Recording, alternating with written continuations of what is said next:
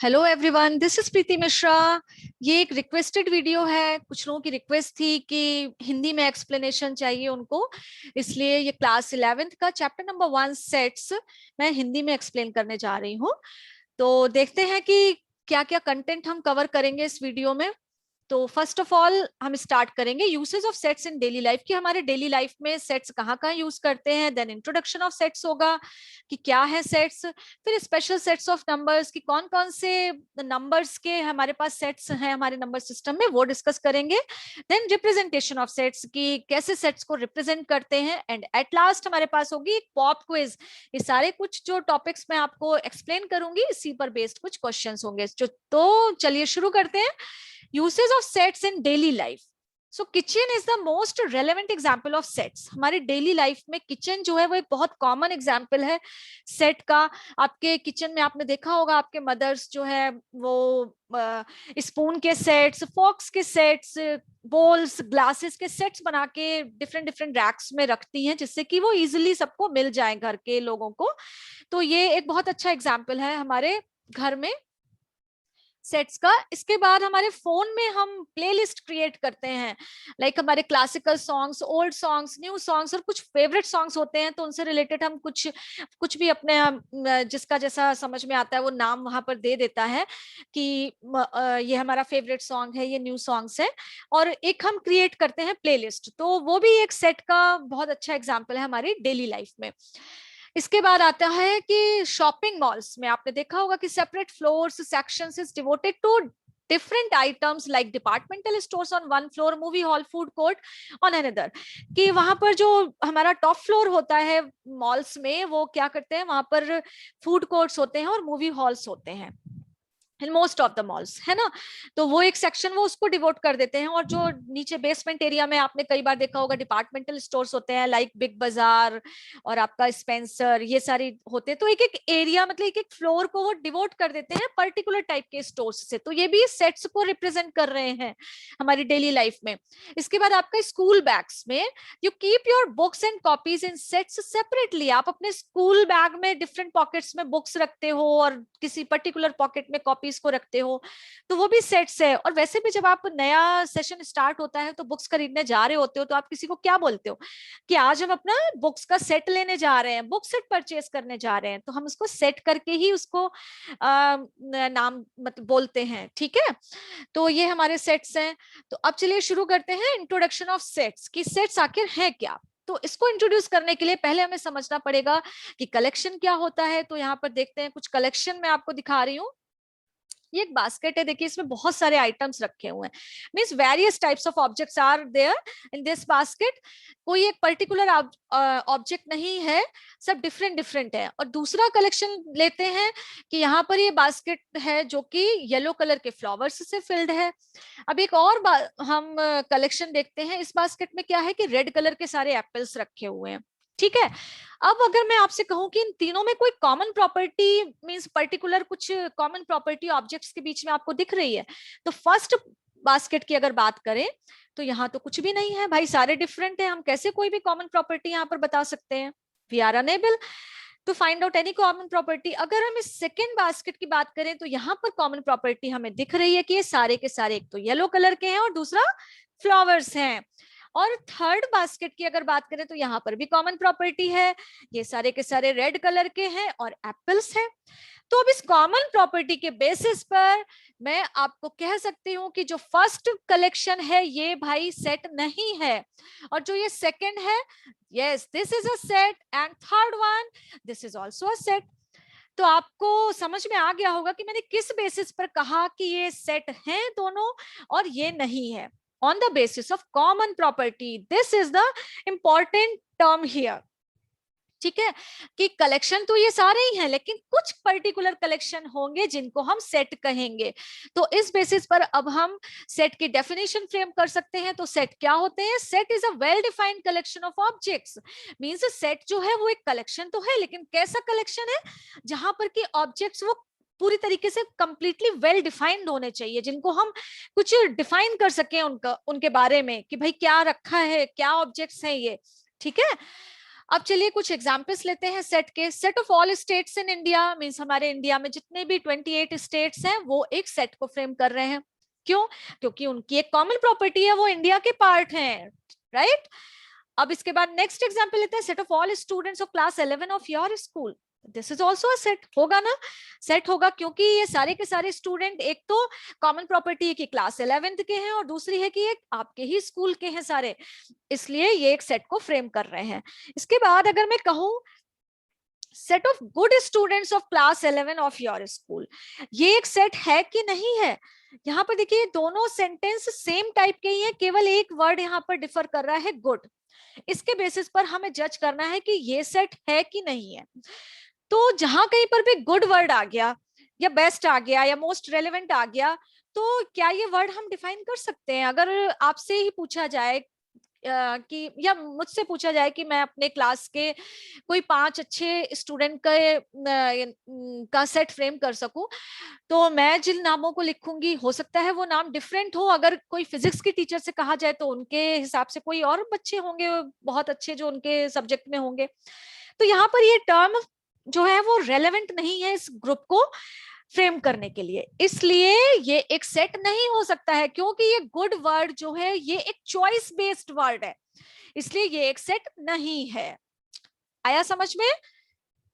ठीक है, आ गया होगा आई होप समझ में। चलिए नेक्स्ट देखते हैं। Set of all members of your family, so yes this is a set, क्योंकि आपकी फैमिली के जितने भी मेंबर्स हैं वो सारे के सारे एक पर्टिकुलर फैमिली को ही बिलोंग कर रहे हैं, उनकी आइडेंटिटी है कि ये इस फैमिली के मेंबर है, इसलिए ये एक सेट होगा। नेक्स्ट है set of all movies of Sushant Singh Rajput, yes this is also a set because all these movies, ये सारी की सारी जो मूवीज हैं वो सुशांत सिंह राजपूत की ही मूवी है, इनकी आइडेंटिटी ही यही है, इसलिए ये भी एक सेट को फ्रेम कर रही है यहाँ पर। चलिए इसके बाद हम देखते हैं कि नोटेशन फॉर सेट, हम सेट को कैसे लिखते हैं। तो वो we usually denote sets by capital alphabets ABCD and its elements by small alphabets ABCD। तो capital A is equals to within curly braces, आप देख रहे हो कि कुछ स्मॉल लेटर्स लिख दिए गए हैं विद कॉमा, तो ये एक सेट को यहाँ पर रिप्रेजेंट कर रहा है। ठीक है, तो स्मॉल लेटर्स देखिए अंदर लिखे तो ये इसके एलिमेंट्स हो गए, और ये कैपिटल लेटर यहाँ लिखा है तो इट मींस ये एक सेट है कैपिटल A। अब देखते हैं कि इसके अंदर जो एलिमेंट्स हैं उनको हम मैथमेटिकली कैसे लिखते हैं और जो नहीं है उनको हम कैसे लिखेंगे। तो ये जो सिंबल आपको दिख रहा है belongs to, this is the symbol belongs to. Belongs to का मतलब है कि ए जो एलिमेंट है वो इसको बिलोंग कर रहा है, ये सिंबल ये कह रहा है यहाँ पर। और अगर हम इस सिंबल को क्रॉस कट किया हुआ है, ये सिंबल देखिए ये होता है does not belongs to, means यहाँ पर देखिए EFGHI वो एलिमेंट्स इस ग्रुप इस सेट में नहीं है, तो हम इसको इस तरीके से लिखेंगे कि E does not belongs to A, ये symbol does not belongs to का है। ठीक है, सो ये मैथमेटिकली रिप्रेजेंटेशन होता है किसी भी सेट को लिखने का, किसी भी एलिमेंट को लिखने का कि वो उसका मेंबर है कि नहीं है। अब हम देखते हैं हमारे पास नंबर सिस्टम में कौन कौन से कुछ स्पेशल सेट्स अवेलेबल हैं। सो फर्स्ट वन है यहाँ पर कैपिटल N से डिनोट करते हैं सेट ऑफ नेचुरल नंबर्स। आप लोग बहुत अच्छी तरह से इस सेट को जानते हो, बचपन से पढ़ते चले आ रहे हो, क्लास सेकंड थर्ड से 1 2 3 अप टू इन्फिनिटी, ये सेट है हमारा नेचुरल नंबर्स का, ये भी एक सेट होता है। फिर W जो है ये भी देखिए एक सेट है हमारा होल नंबर्स का, जब नेचुरल नंबर्स में 0 इंक्लूड हो जाता है तो ये हो जाता है set of whole numbers. Then Z हमारा होता है सेट ऑफ इंटीजर्स, जहां पर सारे के सारे नेगेटिव और पॉजिटिव इंटीजर्स एग्जिस्ट करते हैं, फ्रॉम -इन्फिनिटी टू +इन्फिनिटी जाता है ये ग्रुप, और सॉरी सेट, तो ये भी एक सेट है हमारा सेट ऑफ इंटीजर्स। अब देखिए set of rational numbers, rational numbers क्या होते हैं? जो P/Q के फॉर्म में लिखे जाते हैं, और Q can't be 0 here, Q 0 नहीं होना चाहिए, अदरवाइज ये इन्फिनिटी हो जाएगा। फिर नंबर्स कहां से मिलेंगे हमें? नंबर्स होंगे तभी तो वो सेट होगा ना, तो ये रैशनल नंबर्स के सेट को हम Q से डिनोट करते हैं। देखिए इसके बाद नेक्स्ट है हमारा QI, that is the set of irrational numbers. Irrational numbers क्या होते हैं? जो कि रैशनल नंबर्स नहीं होते हैं, मींस ऐसे नंबर जिनको हम P/Q के फॉर्म में नहीं लिख सकते वो होते हैं इरैशनल नंबर्स, तो ये भी एक सेट को ही फ्रेम कर रहे हैं। इसके बाद है कैपिटल R से डिनोट करते हैं सेट ऑफ रियल नंबर्स को। सेट ऑफ रियल नंबर्स जो है ये सुपर सेट है इन सारे के सारे सेट्स का। ठीक है, इसके बाद हमारे पास है super duper set, set of complex numbers denote करते हैं कैपिटल सी से, सेट ऑफ कॉम्प्लेक्स नंबर्स होता है और ये भी एक सेट है। तो देखिए कितना सारा एग्जिस्टेंस है सेट्स का हमारे मैथ्स में, हमारी लाइफ में, ठीक है। इसके बाद अब हम चलते हैं रिप्रेजेंटेशन ऑफ सेट्स, कि हम सेट्स को रिप्रेजेंट कैसे करते हैं। तो हमारे पास दो मेथड है किसी भी सेट को रिप्रेजेंट करने के। फर्स्ट है रोस्टर और टैबुलर फॉर्म, और दूसरा मेथड है सेट बिल्डर फॉर्म। तो रोस्टर और टैबुलर फॉर्म में हम क्या करते हैं, लिस्टिंग ऑफ एलिमेंट्स करते हैं with in curly braces. Curly braces के अंदर जब हम जो एलिमेंट्स उनको एज इट इज लिख देते हैं तो वो हो जाता है रोस्टर फॉर्म। और जब हम उनकी जो कॉमन प्रॉपर्टी है, जिस बेसिस पर वो सेट फ्रेम हुआ है, उसको हम डिस्क्राइब करके लिख देते हैं तो वो हो जाता है सेट बिल्डर फॉर्म। चलिए कुछ एग्जांपल्स देखते हैं यहाँ पर। ये देखिए एक सेट लिखा हुआ है AEIOU, ये सारे के सारे क्या है, इंग्लिश अल्फाबेट्स के वॉवेल्स हैं, जिनको कि as it is curly braces के अंदर 5 के 5 वॉवेल्स लिख दिए गए हैं। तो ये हो गया है रोस्टर फॉर्म। और अब इसको अगर मुझे सेट बिल्डर फॉर्म में लिखना है तो मुझे इसकी कॉमन प्रॉपर्टी लिखनी पड़ेगी। कॉमन प्रॉपर्टी क्या है, ये सारे के सारे वॉवेल्स हैं। अब उस कॉमन प्रॉपर्टी को लैंग्वेज फॉर्म में लिखने के लिए हमें इसको यहाँ पर कुछ जनरलाइज्ड करना पड़ेगा। यू कैन सी हियर, आपको दिख रहा होगा कि x such that x is a vowel in English alphabet means ये जो x है एक वेरिएबल है। वेरिएबल का मतलब क्या होता है, जो वेरी कर सकता है। यहाँ पर ये कोई भी वैल्यू ले सकता है, कोई भी वैल्यू क्या लेगा, उसके बारे में हमने लिख दिया है कि भाई ये केवल यही वैल्यू लेगा कि ये एक वॉवेल की वैल्यू लेगा। तो वॉवेल क्या है, 5 है। तो यहाँ से ये अंडरस्टूड हो गया, मतलब कोई भी समझ सकता है कि यहाँ पर x जो है वो केवल ये 5 वैल्यूज लेगा, और हमने उसको लैंग्वेज फॉर्म में लिख दिया, x such that x is a vowel in English alphabet. Clear. Next group, next set एक और देखते हैं 1 3 5 7। ये सारे के सारे नंबर क्या है, ऑड नंबर्स हैं। अब इसको अगर आप सेट बिल्डर फॉर्म में लिखना है तो लैंग्वेज फॉर्म में लिखना है, जनरलाइज्ड फॉर्म में लिखना है तो कैसे लिखेंगे, x such that x is N odd natural number. ठीक है, चलिए एक और देखते हैं 6 7 8 9 अप टू 499। इसमें ये सारे के सारे एलिमेंट्स हैं, और देखिए एलिमेंट्स फॉर्म में लिखे हुए हैं, नंबर फॉर्म में लिखे हुए हैं, तो ये हो गया है रोस्टर फॉर्म। और इसको सेट बिल्डर फॉर्म में अगर लिखना है तो लिखेंगे x such that x is an integer and x is lying between 5 and 500। यहाँ देखिए 5 नहीं है और 500 भी नहीं है, उसके बीच के सारे नंबर हैं, तो ऐसे करके लिख दिया है इसको।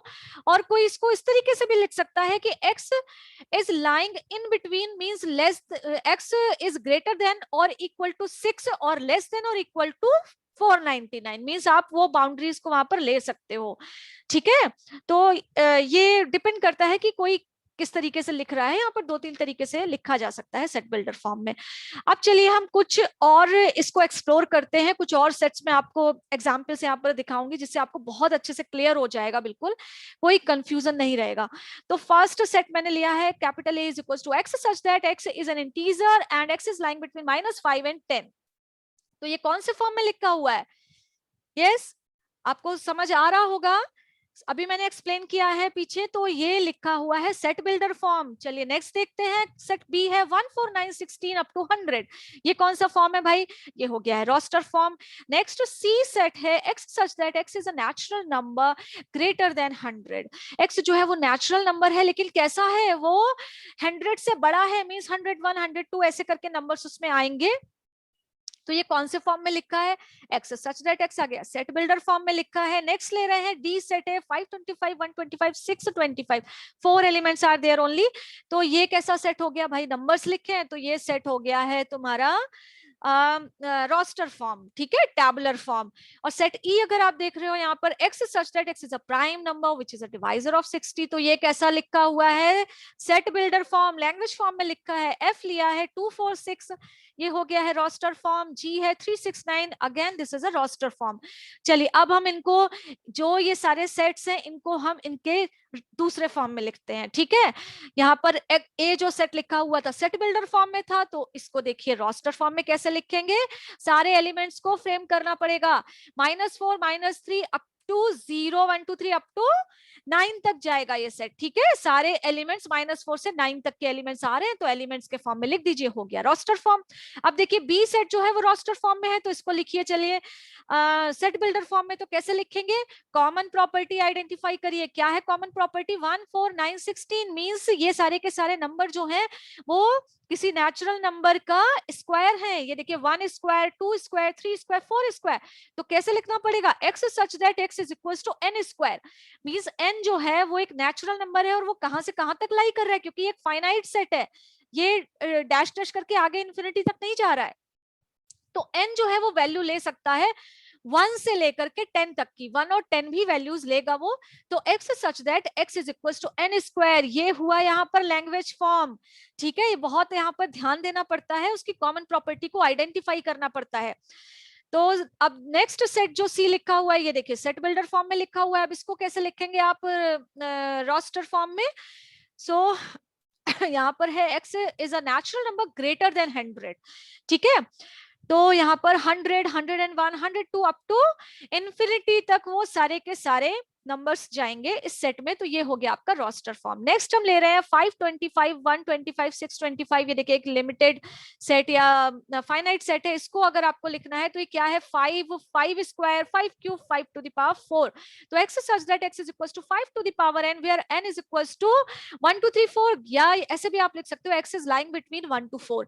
केवल 4 वैल्यूज लेगा n यहाँ पर, because this is a finite set. तो 5 raise to the power n, power में n जाएगा, ठीक है। बहुत अच्छे से सोच समझ के लिखना होता है। चलिए ई जो है ये सेट बिल्डर फॉर्म में लिखा है, इसका देखिए रोस्टर फॉर्म हो जाएगा।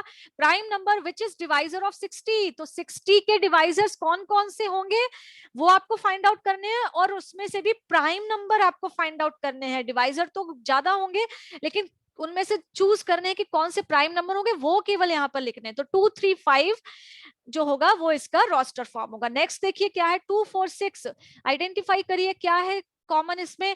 ये देखिए 2 है, फिर ये 2 का मल्टीपल लिखा है 2 इंटू n, और ये 2 इंटू 3, ये 2 इंटू 2 था, 2 इंटू 3, ऐसे करके सेट आगे इंक्रीज हो रहा है। तो x such that x is equal to 2n, where n belongs to a natural number. n जो है वो एक नेचुरल नंबर है। जस्ट लाइक दिस आपका नेक्स्ट ग्रुप है, सॉरी नेक्स्ट सेट है 3 6 9। यहाँ पर जो नंबर्स आ रहे हैं देखिए 3n फॉर्म के हैं, तो हम इसको सेट बिल्डर फॉर्म में इस तरीके से लिखेंगे।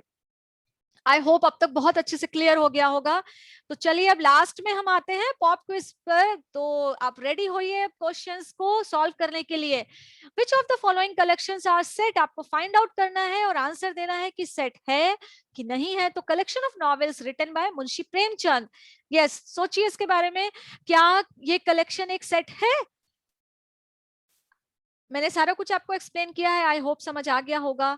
Yes this is a set, क्योंकि जो भी नॉवेल्स मुंशी प्रेमचंद जी ने लिखे हैं वो सारे के सारे जो है आइडेंटिटी है उनकी, उनके पास एक राइटर है कि ये पर्टिकुलर राइटर है उनका, इसलिए ये एक सेट को फ्रेम करेगा। So yes this collection is a set, right. इसके बाद नेक्स्ट है कि collection of good novels written by Munshi Premchand, होगा कि नहीं होगा। बहुत अच्छे से एक्सप्लेन किया है आपको। यहाँ पर गुड टर्म आ रहा है, इट मीन्स नहीं होगा, क्योंकि ये डिपेंड करता है, किसी को गोदान पसंद होगा, किसी को कोई दूसरा पसंद होगा, तो हम डिफाइन नहीं कर सकते हैं, ठीक है। तो so this is not a set. Let's have another question. Next question है collection of all questions of this chapter of NCERT. आपके एनसीईआरटी में इस चैप्टर के सारे क्वेश्चंस का जो कलेक्शन है वो सेट होगा कि नहीं होगा। यस बताइए, होगा कि नहीं होगा। सो होगा, ये एक सेट होगा ये कलेक्शन, क्योंकि वहां पर उन सारे क्वेश्चंस के पास एक आइडेंटिटी कि वो एक पर्टिकुलर एनसीईआरटी बुक के ही क्वेश्चंस हैं और एक पर्टिकुलर चैप्टर सेट के क्वेश्चंस हैं। सो this is a set here. Next है कि collection of good cricket players of India, ये सेट है कि नहीं है। वेरी क्लियर है बहुत अच्छे से कि ये नहीं है सेट, क्योंकि यहाँ पर गुड क्रिकेट प्लेयर्स की बात कर रहे हैं। किसी को धोनी पसंद है, किसी को सचिन पसंद है, किसी को विराट कोहली पसंद है, तो हम डिफाइन नहीं कर सकते हैं, तो नहीं होगा ये सेट, ठीक है। नेक्स्ट क्वेश्चन है right set A is equals to 3 6 9 12 15 up to infinity in set builder form. So identify करिए फटाफट इसमें क्या कॉमन प्रॉपर्टी है। 3 6 9 12 15 यस, लिख लिया होगा आपने अब तक। तो आंसर है x such that x is equal to 3n where n belongs to natural number. बहुत सिंपल था ये क्वेश्चन। चलिए नेक्स्ट क्वेश्चन देखते हैं। Write the set of all letters in word mathematics in roster form. Mathematics जो word है यहाँ पर, इस सेट को इसको आपको सेट फॉर्म में लिखना है, रोस्टर फॉर्म में। चलिए इसको कैसे लिखेंगे आप? तो इसका आंसर है MATHEICS। यहाँ पर जो सेट हम फ्रेम कर रहे हैं इसके लेटर्स का, एक इंपॉर्टेंट बात यहाँ पर ध्यान रखनी है कि लेटर्स को रिपीट नहीं करना है। यहाँ पर देखिए M 2 बार आ रहा है, T भी 2 बार आ रहा है, और जो भी लेटर्स 2 बार आ रहे हैं, A भी 2 बार आ रहा है, उनको 2 बार नहीं लिखेंगे, सबको हम एक बार ही लिखेंगे और सारे लेटर्स को यहाँ पर विद कॉमा लिख देंगे विद इन करली ब्रेसेस। तो ये सेट को डिनोट करेगा। ठीक है, तो ये हो गई हमारी pop quiz. So thank you for watching this video, और आई होप आपको समझ में आया होगा। अगर ये आपको हेल्पफुल लग रहे हैं वीडियोस तो please like, share and subscribe my channel. और मिलती हूँ जल्दी आपसे दूसरे वीडियो में। Till then take care, bye bye, thank you.